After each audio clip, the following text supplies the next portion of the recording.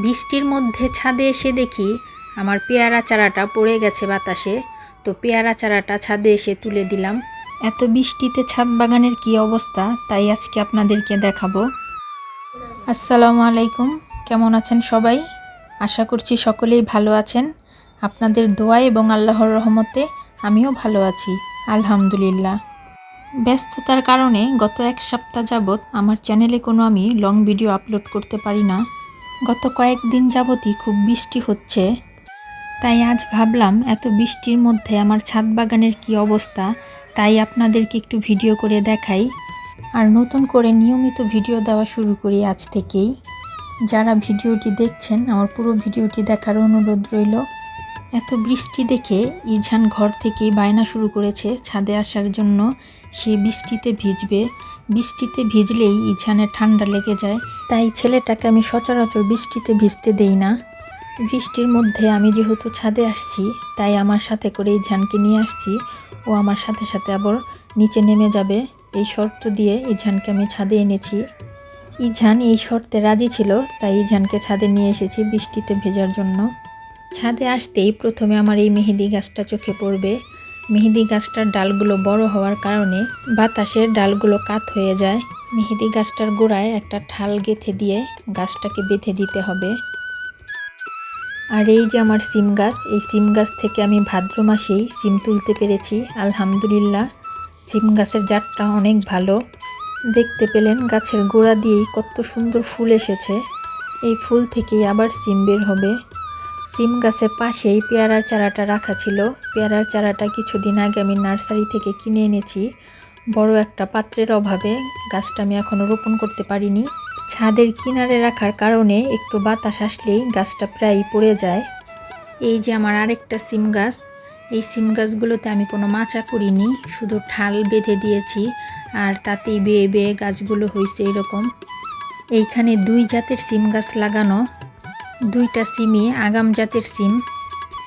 আর এই যে আমার ছাদ বাগানের পুঁই শাক, মাশাল্লাহ বৃষ্টির পানি পেয়ে শাকগুলো আরও খুব সুন্দরভাবে বেড়ে উঠেছে। পুঁই শাক গাছে কিন্তু প্রচুর পানির প্রয়োজন হয়, আর ছায়াযুক্ত স্থানে পুঁই শাক গাছ সবথেকে ভালো হয়। কয়েকদিন যাবতই বৃষ্টি হচ্ছে, তাই বৃষ্টির পানি পেয়ে পুঁই শাক গাছগুলো মাশাল্লাহ অনেক সুন্দরভাবে বাড়ছে। পাতাগুলোর রং গাঢ় সবুজ হয়েছে। আর এই যে আমার ছাদ বাগানে ঝুড়িতে বোনা ডাঁটা শাকগুলো বড় হচ্ছে মাশাল্লাহ। ডাঁটা শাকে কিন্তু খুব বেশি যত্নের প্রয়োজন হয় না, শুধু নিয়মিত পানি দিলেই ছাদ বাগানে ঝুড়িতে এইরকম সুন্দর ডাঁটা শাক বুনে খাওয়া যায়। কিছুদিন আগেই এই ঝুড়ি থেকে আগে রোপণ করা সব ডাঁটাগুলো আমি তুলে ফেলি, তারপর আবার নতুন করে বীজ ফেলাই, আর সেই বীজ থেকেই এই ডাঁটা শাকগুলো আবার হয়েছে। আর এই যে আমার ছাদ বাগানের কলমি শাক, একটা বোলের মধ্যে আমি কলমি শাক খেয়ে কলমি শাকের ডাঁটাগুলো লাগাইছিলাম। তো সেই ডাঁটা থেকেই এই কলমি শাকগুলো মাশাল্লাহ। যারা ছাদ বাগান করেন তাদেরকে আমি অবশ্যই বলবো কলমি শাক লাগাতে, কারণ একবার কলমি শাকের ডগাগুলো লাগাইলে বারবারই হতে থাকে। যতবারই কাটবেন ততবারই কলমি শাক হবে। কোনো সার ছাড়াই শুধুমাত্র নিয়মিত পানি দিলেই হবে।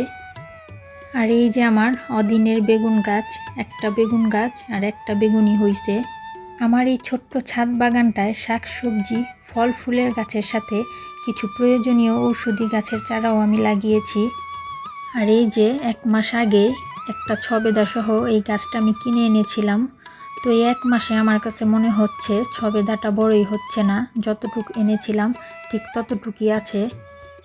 এখন কিন্তু মালটার সিজন প্রায় শেষ, আর আমার এই ছাদ বাগানের গাছটায় মালটা ছিঁড়ার পরেও আবার নতুন করে ফল আসছে। এই মালটা গাছটা 12 মাসই একটা মালটা গাছ। আর এই হচ্ছে আমার ছাদ বাগানের সাদা সুন্দরী, যে কিনা তার সৌন্দর্য দিয়ে মুগ্ধতা ছড়াচ্ছে আমার ছাদ বাগানে প্রতিনিয়তই। আর এই হচ্ছে আমার ছাদ বাগানের নয়নতারা। সাদা রঙের ফুলগুলোই আমার কাছে খুব বেশি ভালো লাগে। নয়নতারা বিভিন্ন রকমের কালারেরই হয়, কিন্তু আমার কাছে 2টা কালারের আছে, সাদা এবং গোলাপি। আর এই নয়নতারা ফুল গাছে কিন্তু 12 মাসই ফুল হয়। এই যে আমার দেশি বেলি ফুল গাছ, দেশি বেলি ফুলগুলি কিন্তু খুব ছোট হয়, কিন্তু এর ঘ্রাণ কিন্তু অসাধারণ থাকে। কয়েকদিন আগে গাছটায় ফুল ছিল, এখন আবার নতুন করে কলি বের হয়েছে, আবার ফুল ফুটবে মাশাল্লাহ। আমার পছন্দের ফুলের মধ্যে বেলি ফুল গাছ একটি। আর এই যে শীতের প্রস্তুতি হিসেবে ছাদ বাগানে আগাম কিছু শাকসবজির চারা আমি লাগিয়েছি। 2 দিন হয়েছে চারাগুলো লাগানো হয়েছে, আর লাগানোর পরপরই বৃষ্টি শুরু হয়েছে। জানি না চারাগুলো বাঁচবে কিনা এত বৃষ্টিতে। এই তো এত বৃষ্টির মাঝেও আমার ছাদ বাগানের গাছগুলো মাশাআল্লাহ অনেক ভালো আছে। তো আমার আজকের ভিডিও এই পর্যন্তই ছিল। আমার ভিডিওটি যদি আপনাদের কাছে ভালো লেগে থাকে, আমার চ্যানেলটিকে লাইক এবং সাবস্ক্রাইব করার অনুরোধ রইল। আমার সন্তান এবং পরিবারের জন্য দোয়া করবেন। আমিও দোয়া করি আল্লাহ তাআলা আপনাদের সবাইকে ভালো রাখুক, সুস্থ রাখুক। আল্লাহ হাফেজ।